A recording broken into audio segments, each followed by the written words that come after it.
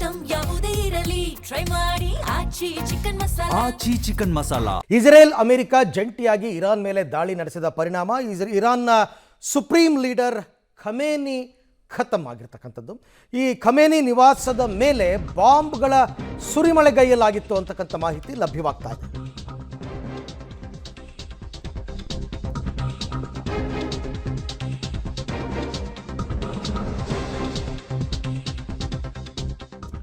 ಇರಾನ್ನ supreme leader Ayatollah Ali Khamenei ಖತಮ್ ಆಗಿದ್ದಾನೆ.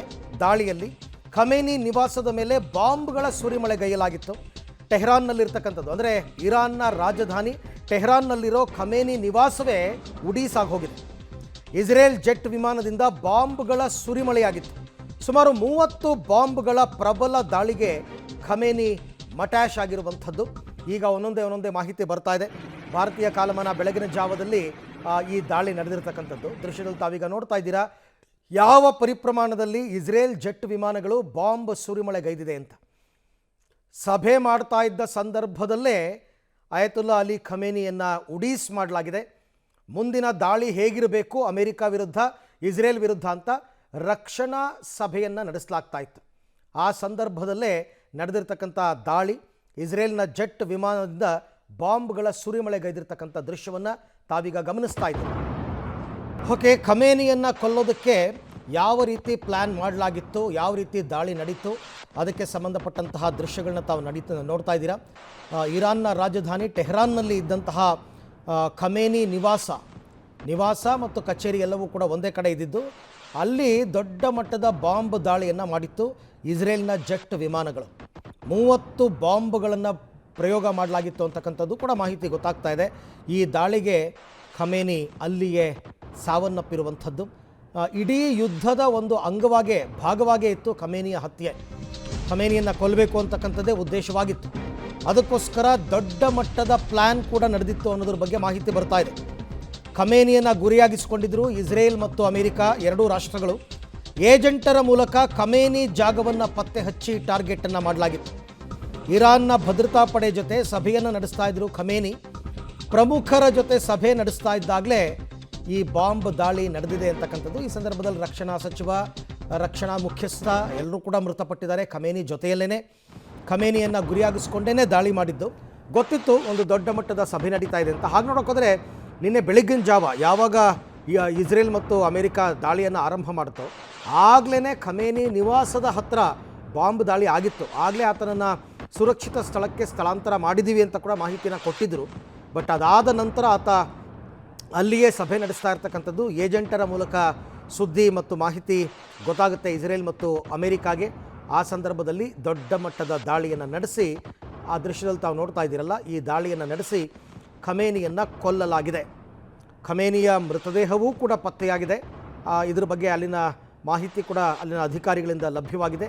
ಖುದ್ದು ಇರಾನ್ ದೇಶವೇ ಇದನ್ನು ಮೊದಲಿಗೆ ಹೇಳ್ಕೊಂಡಿತ್ತು ಖಮೇನಿಯನ್ನು ಕೊಲ್ಲಲಾಗಿದೆ ಅಂತ.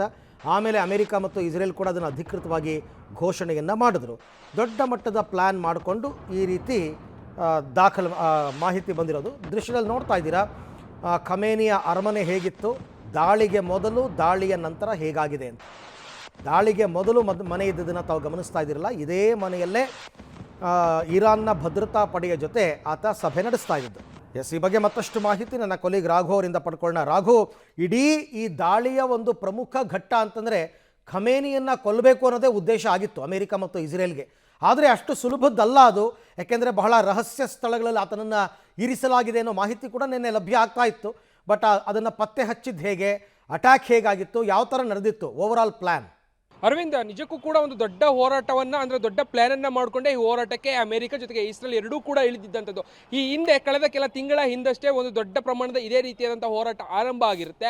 ಆಗ್ಲಿಂದಲೂ ಕೂಡ ಖಮೇನಿಯ ವಿರುದ್ಧವಾಗಿ ಒಂದಷ್ಟು ಏಜೆಂಟ್ಗಳ ಮುಖಾಂತರವಾಗಿ ಆತನ ಮೇಲೆ ಹದ್ದಿನ ಕಣ್ಣನ್ನು ಇಡುವಂಥ ಕೆಲಸವನ್ನು ಇಸ್ರೇಲ್ ಹಾಗೂ ಅಮೆರಿಕ ಮಾಡಿತ್ತು. ಸೊ ಅದರ ಅಂಗವಾಗಿ ಆತನ ಮೇಲೆ ಆತನ ಓಡಾಟದಿಂದ ಹಿಡಿದು ಆತನ ಪ್ರತಿ ಚಲನವಲನಗಳನ್ನು ಕೂಡ ಗಮನದಲ್ಲಿ ಇಟ್ಕೊಂಡು ಅದನ್ನು ಗಮನ ಹರಿಸೋದ್ರ ಜೊತೆಗೆ ಆತನ ಪ್ಲಾನ್ಗಳೆಲ್ಲವೂ ಕೂಡ ಹೇಗಿರ್ಬೋದು, ಜೊತೆಗೆ ಆತನ ಮುಂದಿನ ಹೆಜ್ಜೆ ಯಾವ ರೀತಿ ಇರುತ್ತೆ ಅನ್ನುವಂಥದ್ದನ್ನ ಅಲ್ಲೇ ಕುಳಿತಂತಹ ಜಾಗದಲ್ಲೇ ಒಂದಷ್ಟು ಆಲೋಚನೆ ಮಾಡುವಂಥ ಕೆಲಸವನ್ನ ಇಸ್ರೇಲ್ ಹಾಗೂ ಅಮೆರಿಕ ಎರಡೂ ಕೂಡ ಮಾಡ್ತಾ ಇತ್ತು. ನಿನ್ನೆಯೂ ಕೂಡ ಅಂತಹದ್ದೇ ಘಟನೆಯನ್ನ ಮಾಡಿರುವಂಥದ್ದು. ನಿನ್ನೆ ಪ್ರಮುಖವಾಗಿ ಆತನ ಮನೆಯ ಪಕ್ಕದಲ್ಲಿ ಯಾವಾಗ ಬಾಂಬ್ ದಾಳಿ ಆಗುತ್ತೆ, ಅದಾದ ಬಳಿಕ ಆತ ಬೇರೆ ಕಡೆಗೆ ಶಿಫ್ಟ್ ಆಗಿದ್ದಾನೆ, ಎಲ್ಲ ಸುರಕ್ಷಿತ ಜಾಗಕ್ಕೆ ಆತನನ್ನ ಸೇರಿಸಲಾಗಿದೆ ಎನ್ನುವಂಥ ಒಂದಷ್ಟು ವಿಚಾರಗಳು ಹರಿದಾಡ್ತು. ಅದಾದ ಮೇಲೆ ಏಕಾಏಕಿ ಆ ಮುಂದಿನ ಹೋರಾಟಕ್ಕೆ ಸಂಬಂಧಪಟ್ಟಂತೆ, ಇರಾನ್ಗೆ ಸಂಬಂಧಪಟ್ಟಂತೆ ಮುಂದಿನ ಯೋಜನೆಗಳು ಹೇಗಿರಬೇಕು, ಮುಂದಿನ ದಾಳಿಗಳು ಅಮೆರಿಕ ಇಸ್ರೇಲ್ ವಿರುದ್ಧ ಹೇಗೆ ಮಾಡಬೇಕು ಅನ್ನುವಂಥ ನಿಟ್ಟಿನಲ್ಲಿ ಸಭೆ ಮಾಡುವಂಥ ನಿಟ್ಟಿನಲ್ಲಿ ಆತ ಎಲ್ಲಿಂದ ಬೇರೆ ಕಡೆ ಶಿಫ್ಟ್ ಆಗಿದ್ದಾನೆ ಅಂತ ಹೇಳಲಾಗ್ತಾ ಇತ್ತು. ಅದೇ ಜಾಗದಲ್ಲಿ ಖಮೇನಿ ಕೂಡ ಪ್ಲಾನ್ ಅನ್ನ ಮಾಡಿ ಅಲ್ಲೇ ನಾವು ಸಭೆಯನ್ನ ಮಾಡಬೇಕು ಅನ್ನುವಂಥ ನಿರ್ಧಾರಕ್ಕೆ ಬರ್ತಾರೆ. ಸೊ ಅದೇ ಆಧಾರದಲ್ಲಿ ಇರಾನ್ ಟೀಮ್ ಕೂಡ ಅದೇ ಭಾಗದಲ್ಲಿ ಆ ಒಂದು ಸಭೆಯನ್ನು ಮಾಡೋದಕ್ಕೆ ಮುಂದಾಗುತ್ತೆ. ಬಟ್ ಆದರೆ ಇದರ ಚಲನವಲನಗಳೆಲ್ಲವೂ ಕೂಡ ಏಜೆಂಟರ ಮುಖಾಂತರವಾಗಿ ಕಂಪ್ಲೀಟ್ ಆಗಿ ಇಸ್ರೇಲ್ ಅಮೆರಿಕಾಗೆ ಮಾಹಿತಿ ರವಾನೆ ಆದಂಥ ಕಾರಣಕ್ಕಾಗಿ ಮತ್ತೆ ಅದೇ ಜಾಗದಲ್ಲಿ ದಾಳಿಯನ್ನು ಮಾಡಬೇಕು ಅನ್ನುವಂಥ ಪ್ಲಾನ್ಗಳನ್ನು ಮಾಡಿಕೊಳ್ತಾರೆ. ನೇರವಾಗಿ ಯಾವಾಗ ಖಮೇನಿ ಅದೇ ಜಾಗದಲ್ಲಿ ಇದ್ದಾನೆ, ಅದೇ ನಿವಾಸ ಅಥವಾ ಕಚೇರಿ ಏನಿದೆ ಅಲ್ಲೇ ಮೀಟಿಂಗ್ ಅನ್ನು ದೊಡ್ಡ ಮಟ್ಟದಲ್ಲಿ ಮಾಡ್ತಾ ಇದ್ದಾನೆ ಎನ್ನುವಂಥ ಸುಳಿವು ಸಿಗುತ್ತೋ, ಯಾವುದೇ ಬೇರೆ ಸೆಕೆಂಡ್ ಆಪ್ಷನ್ ಅನ್ನು ಹುಡುಕದೇ ಇರುವಂಥ ಇಸ್ರೇಲ್ ಅಮೆರಿಕ ಏಕಾಏಕಿ ಇಸ್ರೇಲ್ ವಿಮಾನ ಮುಖಾಂತರವಾಗಿ ಆತನ ಮನೆಯ ಮೇಲೆ ದಾಳಿ ಮಾಡುವಂಥ ಪ್ರಯತ್ನವನ್ನು ಮಾಡ್ತಾರೆ.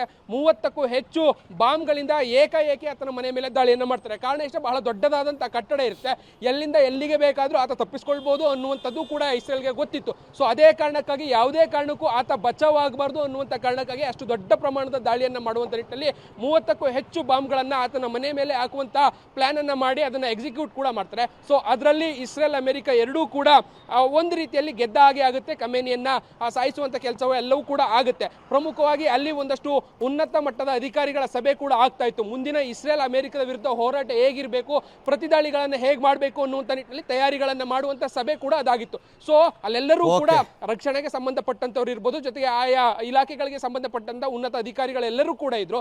ಅದರ ಜೊತೆಗೆ ಖಮೇನಿ ಕುಟುಂಬವೂ ಕೂಡ ಇತ್ತು. ಸೊ ದಾಳಿಯಲ್ಲಿ ಈಗ ಅವರೆಲ್ಲರೂ ಕೂಡ ಮೃತರಾಗಿರೋ ಬಗ್ಗೆ ಇರಾನ್ ಸ್ಪಷ್ಟವನ್ನು ಪಡಿಸ್ತಾ ಇದೆ. ಅರವಿಂದ್, ಹಾಗೆ ಸಂಪರ್ಕದಲ್ಲಿರಿ ರಾಘು, ನಿಮ್ಮ ಜೊತೆ ಮತ್ತೆ ಮಾತನಾಡ್ತೀನಿ. ಖಮೇನಿಯನ್ನು ಗುರಿಯಾಗಿಸಿಕೊಂಡು ನಡೆದಂತಹ ದೊಡ್ಡ ದಾಳಿಯ ಬಗ್ಗೆ ಪ್ಲಾನಿಂಗ್ ಹೇಗಿತ್ತು, ಹೇಗೆ ಎಕ್ಸಿಕ್ಯೂಟ್ ಮಾಡಿದ್ರು ಅಂತಕ್ಕಂಥದ್ದು, ಸೊ ಅದ್ರ ಬಗ್ಗೆ ಮಾಹಿತಿಯನ್ನು ಕೊಡ್ತಾ ಇದ್ವಿ.